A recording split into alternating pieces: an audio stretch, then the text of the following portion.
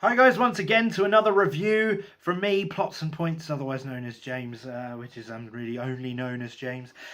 So yes, welcome back to another book review. I've managed to actually read 2 books in the last week, so you're getting 2 reviews, well done. This time we're doing Time of Contempt by Andrzej Sapkowski.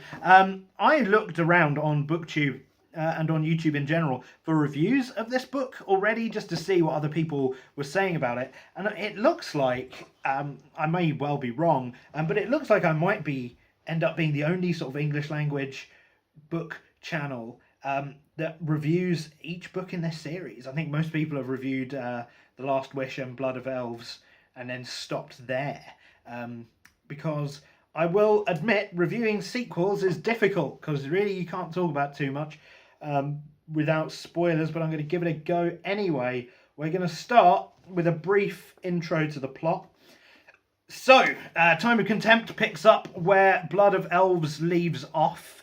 Geralt of Rivia is wandering around the wilderness, as he is wont to do, going from town to town and trying to unravel more of this mystery that surrounds Ciri, who is the child of the Elder Blood and his ward de facto daughter.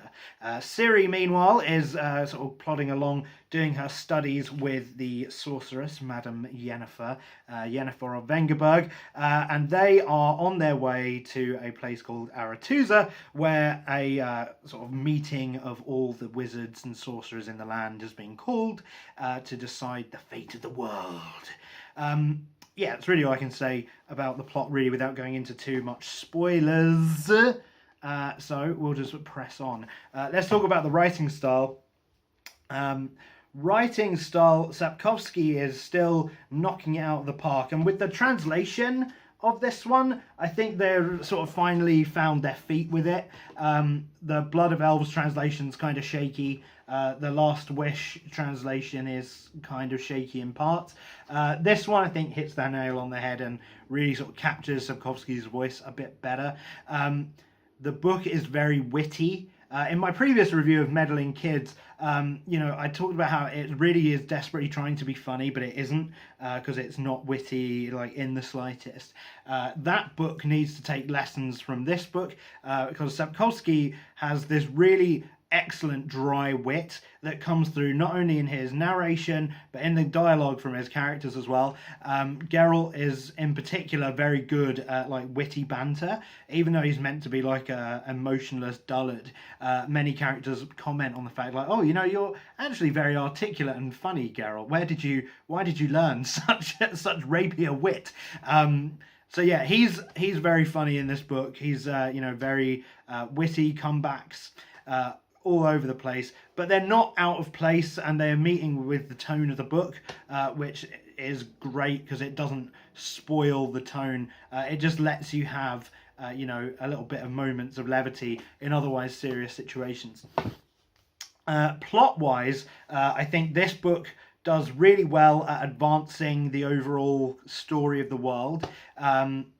There is a common criticism with Sapkowski's books that not a lot happens in each one, and I think Time of Contempt for now is like the one where most things happen. If you read Blood of Elves and Time of Contempt together as one book, I think like that would be about as much as you would get out of like one volume of a normal fantasy book.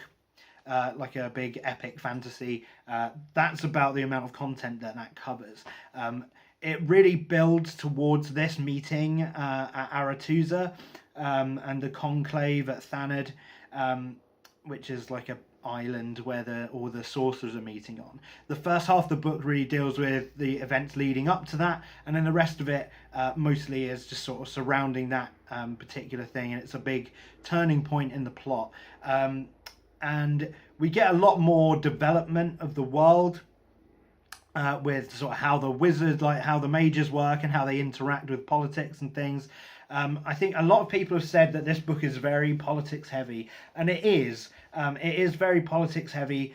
Lots of names being thrown at you, lots of events happening sort of in small paragraphs. Like, again, it's not like a really long book, but a lot happens that could be fleshed out a lot more. But I think that's one of the sort of joys of reading the Witcher series, is that it takes place in this world where an epic fantasy is happening sort of around the main characters, and they're involved in it in some way, but they're like a very small piece of the puzzle. So you don't get huge amounts of, like, you don't get these big battle scenes or anything, but there are times when Geralt like asks Dandelion like, what's the news, and like there'll be a paragraph from like a soldier's perspective that is like a debriefing of a battle or something. So you get like a flavour of things that are going on without having to sort of suffer through it all, which is I think a sort of refreshing relief, and it keeps things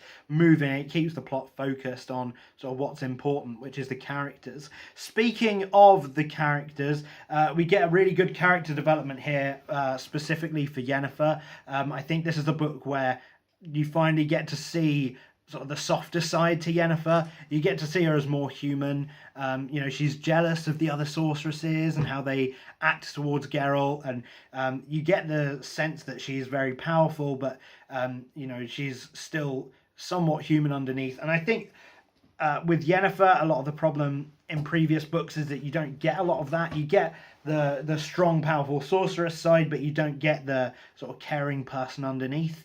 So it's harder to buy into the romance. But yeah, I mean, I think in this book you can really see the connection that Yennefer and Geralt have, and it may just be because, you know, we're now 4 books deep into the series and we get an idea of who they are, but I think this book really sort of cements their relationship in a good way. Ciri is developing very well as well. She's moved certainly away from this sort of snot-nosed, bratty kid to a more angsty teen phase. Her relationships with Yennefer and Geralt sort of suffer a little bit in this book.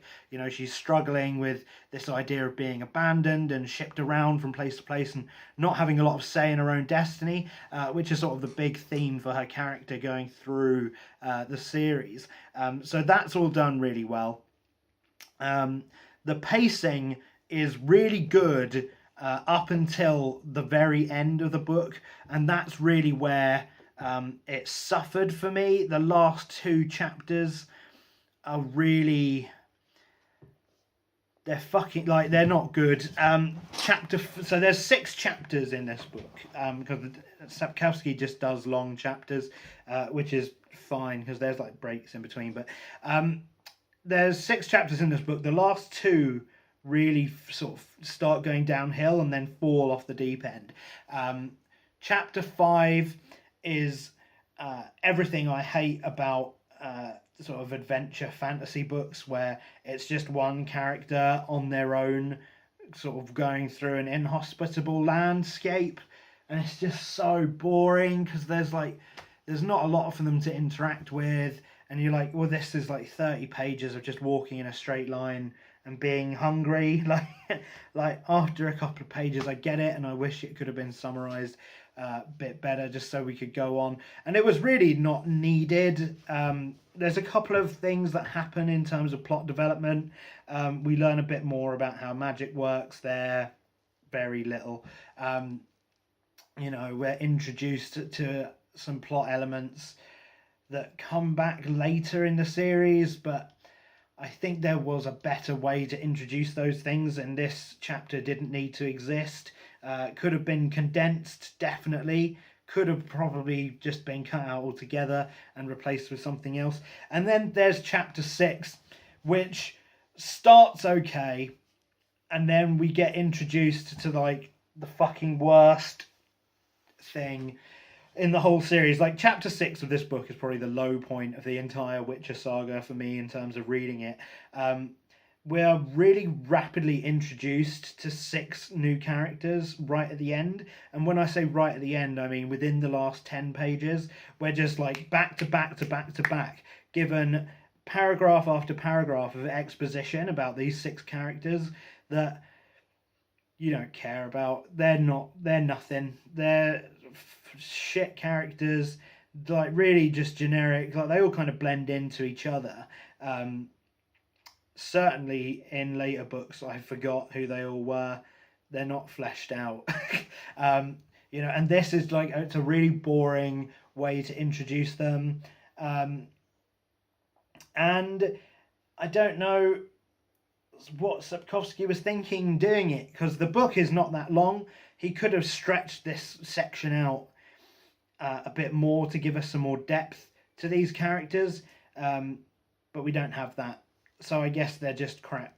I think we do need to add some content warnings as well to this book. There is suicide and rape and attempted rape, all involved here. So if you don't like those things, if they upset you in any way, probably give this one a miss. Because, well, I mean, maybe just skip chapter 6, because that's where it happens, I guess. Spoilers, but you need to know. That's really all I have to say. Overall, it's a really good book. Like 4 stars out of 5 for me. The ending really sort of hacked me off. So 4 stars it is rather than 5, I'm afraid. I think the last 2 chapters just were... could have just been completely redone to provide a better conclusion to this one. But yeah, really liked it. It was better than the first time I read it, because I think I must have gotten smarter over the last 3 years or so, and sort of I could follow a bit better what was going on. So yes, 4 out of 5 for Time of Contempt by Andrzej Sapkowski is the 2nd book in the main Witcher series, and the 4th book overall in the collection. I will be doing the next book next month, which is Baptism of Fire, and that was my personal favourite the first time round, so hopefully it holds up, and I will see you next time with another video. Bye bye.